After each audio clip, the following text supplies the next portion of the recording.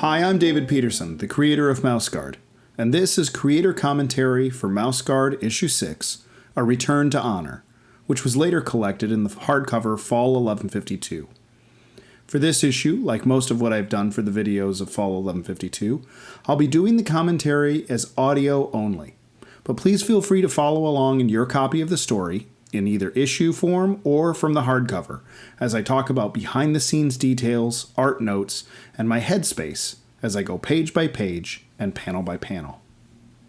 This last issue of the Fall series I was writing and drawing in October of 2006. Just as with Fall number 1, where I'd never finished a comic before doing it with that issue, I had never wrapped up a story this big before starting on this issue. Other than tying up all the loose ends through the previous 5 issues, I knew this issue was supposed to be about the Guard itself. We were going to see more of Lockhaven, we were going to get the contrast between the Guard's goals and Midnight's goals, and we were going to meet Gwendolyn, matriarch of the Mouse Guard, for the very first time. Before we get into the issue, though, I want to skip ahead to Jeremy Bastian's pinup for this issue. Jeremy, the creator of the amazingly illustrated Curse Pirate Girl, is a very good friend. And while he was present for many of the creation of Fall's pages and weighed in on story and art choices as I went, never was his contribution so influential and vast as in this issue. And this pinup was the answer to a great many hurdles I had as I created the issue. I'll tell you more about them a bit later as we encounter them in the story, but I wanted to draw your attention to this artwork now. Cover. With the issue being about Lockhaven, and each cover featuring a different character so far, Liam, Conrad, Saxon and Kenzie, Kellinaw, and Midnight, I put Rand the Shield Bearer on the front, as he's a wonderful symbol of Lockhaven. Sadie is on the back cover, since I wanted to feature her earlier, but never had the right cover to put her on. For some reason, I used a color hold on all the stonework for the walls of Lockhaven here.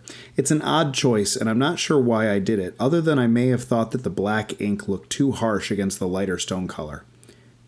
It's something that I would correct if I was recoloring this cover. On that same note, I see this cover often enough when I sign people's issue 6 at conventions, and I'm always annoyed with myself at the slight gap where the color of Rand's shield doesn't quite touch the outline. Inside front cover. The title of the issue has a double meaning. A return to honor, meaning someone, something has returned that should be honored, like Kellinaw, the Black Axe, back into Lockhaven.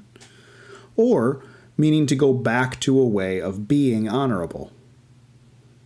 Mostly the opening crawl is just reaffirming where the past issues brought us, but 2 tidbits are worth noting.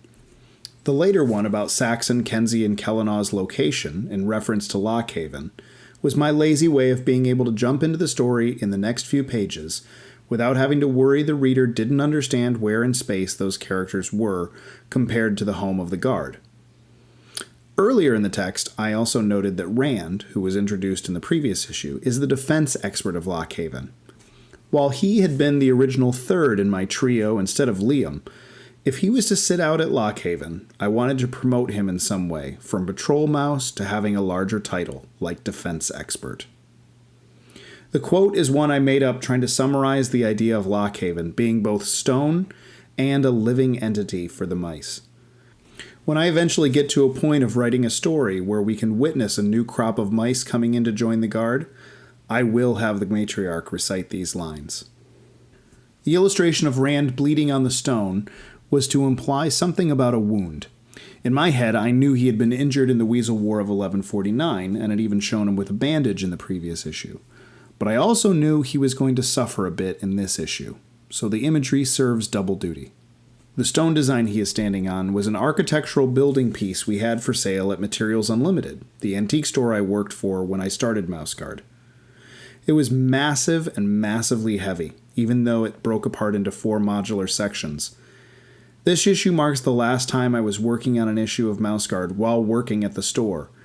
And while I still got chances to go browse for reference later on, and I can still use their website to do the same, nothing is quite as good as the day-in, day-out access I had to that much visual craftsmanship and artistry. Page 1, Panel 1. The title panel. As with the other panel ones from each issue in fall, I wanted a nature scene like a Japanese woodblock to be the framing device for the formal title and credits. This also is the first time I was really able to draw fall or autumn leaves. In issue 5, I was able to do some artwork and dialogue work to imply the season, but as that issue had an unusual tint for thematic reasons, this marks a much better example. Panels 2 through 4. In the outline for the issue, I have it written, Saxon, Kenzie, and Kellanaugh viewing the siege. Sax wants to save Liam, Kenzie calms him down. I'm glad that when writing the dialogue for the issue, which I think I was doing as I was laying out the panels, I gave this a bit of levity in just how delusional Saxon's plan is. It also sets up how much they are up against for the issue in just one page. Page 2, panels 1 through 3. As Kenzie is trying to calm Saxon and point out how foolish his course of action would be, I tried to play with some body language. Saxon jerking his arm to rebuff Kenzie's paw, Saxon's extreme pointing, with his sword up almost menacing Kenzie, Saxon staring daggers at Kenzie in panel 3, all the while Kellanaugh is in the background bored and exhausted from them. In panel 2, the use of Saxon saying action and Kenzie adding wise is to reinforce their personalities again. Kenzie, from the name Mackenzie, means wise and is the chief attribute of the character.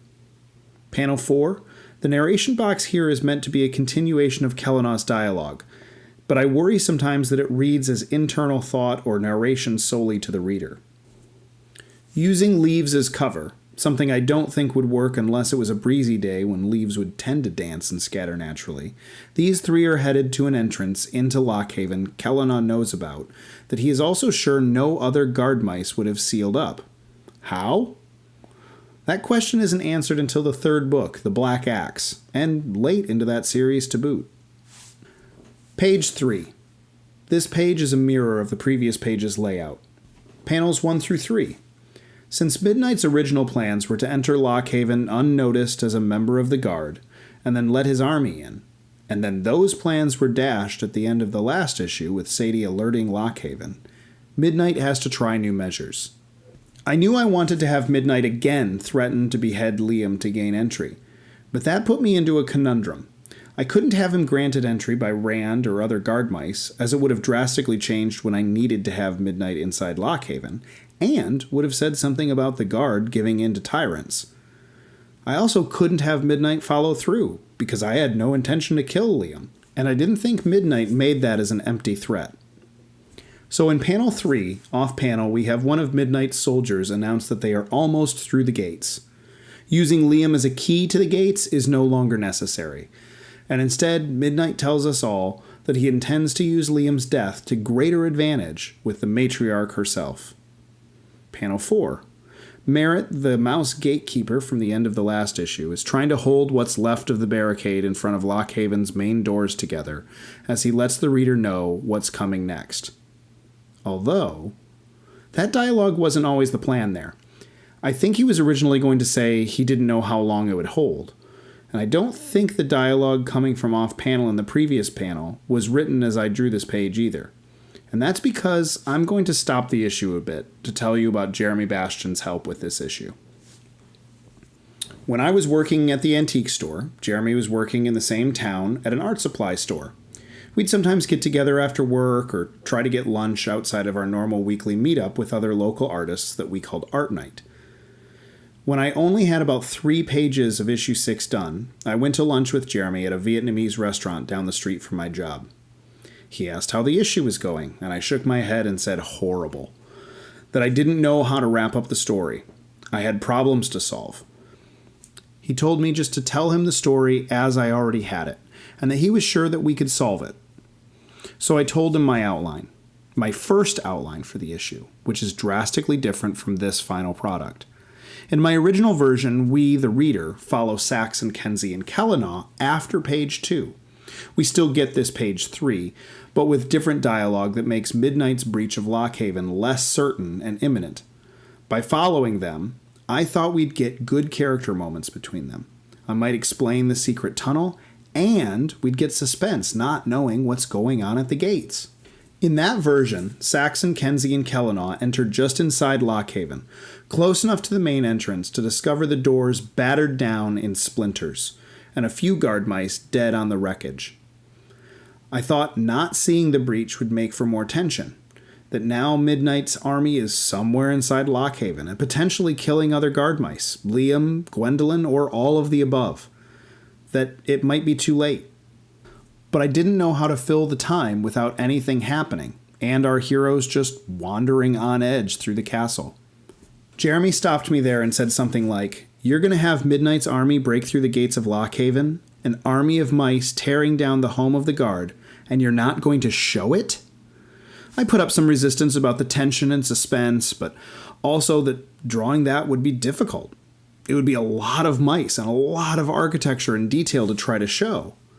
He just shook his head and said, "Show that part. Being afraid to draw it because it's difficult isn't a good enough reason." And he was right. He encouraged me to leave the suspense for what happened to Saxon, Kenzie, and Kellanaugh, and instead follow Midnight and Liam's progress through Lockhaven. Following Liam and Midnight led us to talk about the pinup Jeremy did, where Liam is wielding two swords that I had never drawn him with before. Where and when would we pick up with Saxon, Kenzie, and Kellanaugh then? Where would that tunnel lead if the action was already at the climax in Gwendolyn's office? Once again, a detail in Jeremy's pinup, that portrait of the Black Axe gave me an idea. Lastly, I had the problem of how to deal with the mass of the army. I didn't want to murder them all, or try to make believe that the number of guard mice inside Lockhaven could have dispatched them. I didn't want them to surrender, or just walk away. But Jeremy's pinup provided one last answer, a B. Now, back to the issue. Where these stories' elements are revealed, I'll discuss them more. Page 4, panel 1. Crash! The very image I was scared to draw, I used as a large panel on the very next page after my talk with Jeremy. I did make a little model of the buttress and stone archway of Lockhaven, with doors that would fit into the opening, but that I taped hanging off of the hinges. And then I photographed it from several angles to get the right framing for this panel. Unfortunately, that model was mostly taped and glue-sticked together, so it did not survive long after I finished this issue. I inked this panel at my college art history professor's house, where he was hosting an after-party for a comic art show at the college's gallery. Earlier that night was also a forum with comic artist guests he'd brought in, and when one was a no-show, he asked me on stage to fill in. I was honored and nervous. After all, I was only 5 or 6 issues into this series. But I'd also planned on inking this page while sitting in the audience that night. Instead, I worked at the after-party. Panel 2. This moment was to be the visual equivalent of the cover art, but a few moments later. And Rand's dialogue enforces his ideas about defense and what's important. Page 5. Our first visible mouse casualty of this siege, and only the third death if we count the grain merchant and Conrad. This is Merritt again, and Midnight orders his death. On panel 2, we get a clue of why.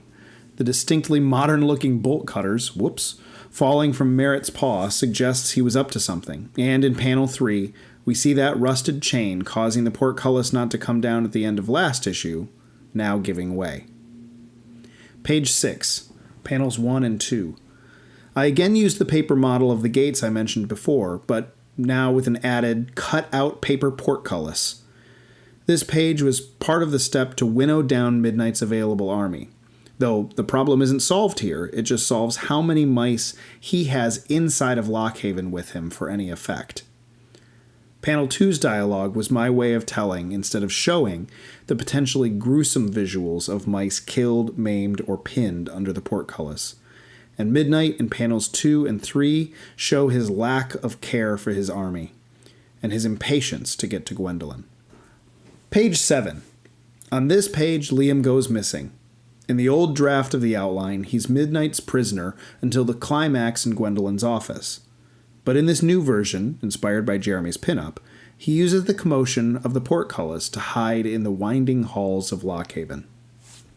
For panel 3, I used a photo of the interior of Saint-Pierre de Galligance in Catalonia, It was a photo I'd swept into a folder on my desktop while searching for Lockhaven inspiration while looking at medieval castle interior reference. Here I filled the east wing with Midnight leading his followers charging further into our citadel of Lockhaven. Midnight's line here not only echoes something Rand said at the end of issue 5, but is also strikingly close to a line from the seminal comic Watchmen, written by Alan Moore. Both references were unintentional, and only meant to be dialogue of an overly confident despot. Page 8. The term mouse guard in our human culture, when not referring to my book, is some type of device or shield used to protect a beekeeper's hive from mouse invasion. Jeremy's inclusion of a bee in the pinup for this issue gave me an idea. What if Lockhaven, the mouse guard itself, was at the base of a beehive, being a literal mouse guard? Keeping bees for honey and wax would be an excellent and unique asset for Lockhaven, and with the dialogue in panel 1, I wanted to ensure that it was understood that the bees were never taken for granted as weapons or servants. In panel 2, we have the apiary keeper of Lockhaven. Fans took to him quickly, and I was asked to draw him several times for commissions or uber doodles in books. To calm the bees, I gave him a smoke pot like a censer used in various religious ceremonies. The smoke was achieved, like Kellenaw's pipe in earlier issues, by alternating whiteout fluid and ink thumbprints across the art. I'm not sure if I knew why I used a beat of a close-up of the bee on his arm in panel 3, but I like it still. It's a nice moment before the bigger events of the next page, and it gives us a chance to humanize the bee and see it from a mouse's perspective. Page 9. This page was my answer to how to discourage the army outside the gates without killing them. It's also a mirror of the previous page's layout. In terms of the 3 beats on this page, the first step was to show the bees leaving Lockhaven, through vented grates based on salvaged wooden floor grates we had at the antique store. Also note the shingles below the openings hopefully establish these to be just above the awning the characters are under on the previous page. Then beat 2, an angry swarm of bees ready to attack. Photo reference was certainly used here, luckily all culled from online sources and not in person. And lastly, the third beat are the horrors of bees the size of kittens stinging the army as they swell up with painful wounds. I walk a fine line with Mouse Guard in terms of how much to show graphically of their struggle. And while there's no bloodshed on this page, it always strikes me as being one of the more horrific images I've ever drawn for the series. Page 10. This page has an awkward layout, and considering it's the first appearance of Gwendolyn, and she's only in one panel, it makes it all the more odd.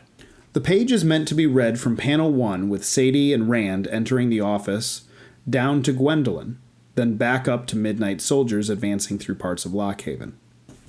Note in panel 1, not only do we see the text referenced in issue 1 about it matters not what you fight, but what you fight for, but also the portrait of the Black Axe hanging on the wall, a recreation of the version from Jeremy's pinup.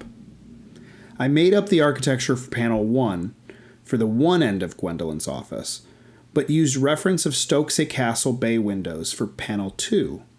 It meant that when I made a model later for reference, I had to figure out a way to transition from one horizontal beam ceiling structure to the other more trussed gable version. I talk about this in another video that's about the model for this room. Interesting things on Gwendolyn's desk: books, papers, a map, a rolled message like the ones from issue 2 delivered to and unopened by Conrad, an abacus, sealing wax and a stamp, a goblet, ink, and a tiny candle snuffer.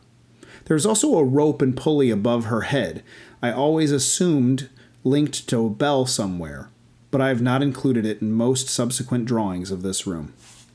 I also used Stokesay Castle interiors for this dining hall-like room in panels 3 and 4 when Midnight's forces are again split. Page 11. A 6-panel page layout where we catch up with Liam, who finds himself still bound but outside the weaponsmith shop in Lockhaven. There was meant to be some irony here, since Midnight's role before becoming a traitor and kidnapping Liam as a hostage was as the guard's weaponsmith.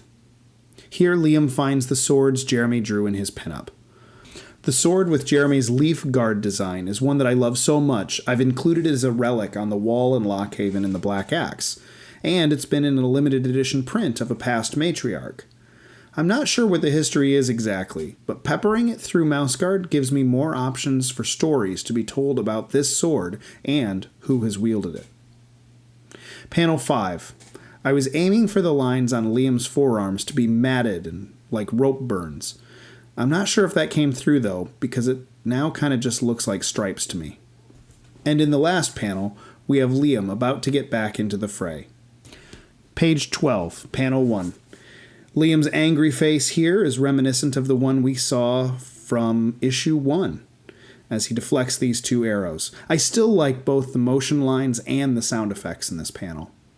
In panels 2 and 3, Liam takes out one of the 4 left to guard that staircase with the dagger, and then charges ahead to take on 3 at once in panel 4. In the outline, I'd noted Liam using Jedi-like skill to dispatch 5 of the Axe army, but as I drew the issue, I narrowed it down to 4, and then had him do close combat with just 3. Still though, for Liam to survive this, he either has to be really good, or these 3 have to be the Larry, Moe, and Curly of the Axe soldiers. I'd like to think that Liam is just that good. Page 13. This page is a 180-degree rotation of the previous page's layout. I made paper models of Gwendolyn's room to help me with the angles and perspective of this top-down shot. Not just for the perspective help, but also to help me visualize the angle I needed the camera so that all the characters could be seen, and the room made sense spatially, and there was enough room for dialogue, which, after I got the script polished, I was still hard-pressed to insert here. In panel 1, Midnight's speech sounds like it might have some merit for a bit, but then his insult of a puppet of many and a ruler of few sounds like classic rhetoric. It's a line I still love, though. And he swerves off the rails with delusions of grandeur with his claim to become ruler of more than the territories. Open country being the term mice use for the space in the territories between towns and cities. Gwendolyn's dialogue in panel 2 is easy to read in the wrong order. It makes sense read either way within this panel, but the bit about the guard is meant to come first because then the later part about the towns and villages segues right into Midnight's reply. And in terms of out of order, I think this page would have worked better if the visuals of the portrait of the Black Axe was connected to the line about the Black Axe, rather than forced to comply. But it fit the panel shapes better this way, and it gave me a beat between the portrait and the next page. Page 14. The portrait speaks, and delivers a startling message to Midnight. And as panels 2 through 4 advance, we come to find out that the portrait is a hidden revolving door, where Kellenaw, Saxon, and Kenzie have rejoined us. The portrait door allowed me to get those characters right into the thick of the action, and the moment. It made sense internally as to why the other end of the tunnel into Lockhaven was one that wouldn't be known of. It was a secret, and hidden. It also allowed the visual of the portrait of the Black Axe speaking, but revealing Kellenaw as the true Black Axe, all thanks to that little motif in Jeremy's pinup. Page 15. This page is a 180-degree rotation of the previous page's layout. This page was mostly about trying to choreograph a fight where the major players all get some spotlight time. It also allowed me to tie up that everyone now knows and recognizes Midnight as the traitor, and Conrad's shadowy figure. In the last panel, I wanted Gwendolyn, a mouse who because of her role as matriarch no longer goes on patrol or sees combat, to still face Midnight directly. Using Rand's shield as a higher ground felt like a nice advantage to give her with her polearm. Pages 16 and 17. 2 pages of 4 panels each makes the reading here a bit confusing if you're not used to it. Like perhaps it's a 2-page spread and you're meant to read everything across first, but these are meant to be read individually.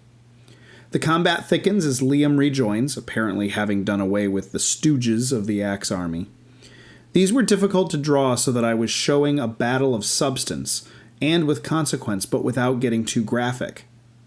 In fact, I've had people misinterpret the Kellinaw panel, thinking that Kellinaw had plunged his sword all the way through that axe mouse's head and through his body, instead of what's actually happening, where the pommel of Kellinaw's sword is denting that mouse's helmet. I also wanted some of our heroes to be taking some damage too. So Kellinaw gets a spear to the side, Rand's knee is re-injured, and Gwendolyn is tossed to the floor. Page 18. With Gwendolyn on the floor, I used this first tall panel to show the climactic and cinematic event where Midnight is ready to do the thing he's promised from the start, ending the guard, beginning with the matriarch. Kellinaw steps in with his borrowed rusty sword. Though I did give him a similar sword in the early issues of Black Axe, so perhaps this was his sword all along? Regardless of the sword's origin, he's doing this to defend the matriarch and also to prevent his axe from doing the unthinkable. For the action sequences on this and the next few pages, I dropped out the backgrounds on purpose. I wanted the movement and the characters to be the focus. None of this or the next page's action is noted in my outline, either draft, and I think I choreographed this as I was working on the layouts for this section of pages. Page 19. This is almost a mirror of the previous page's layout. In panel 1, I always hear the music Duel of the Fates from the Phantom Menace in my head as Kellinaw and Midnight charge at each other, taking big swings. The next bit of action I think was hard to convey how to show this, but the idea here is that Kellinaw knew his sword was not going to survive yet another blow from that axe.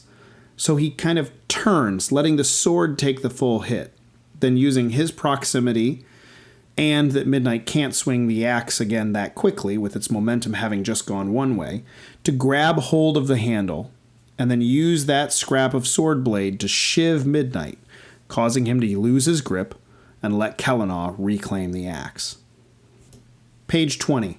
I wanted Kellinaw to spell out Midnight's crime simply and with a stern shaming, so that as he raises that weapon, the reader feels that Midnight is surely going to feel the black axe's bite. But in the last panel, amongst the chaos of the battle, nearly over with other soldiers and her guard mice, Gwendolyn commands with a single word, "Stop." Which always reminds me of the bit from Disney's Hunchback of Notre Dame, "Stop! Cried the Archdeacon," from the opening number. But this is on the end of the page because I wanted there to be a moment before the reader gets to the next page where they don't know if stop was enough, if that axe was destined to hit Midnight. Page 21.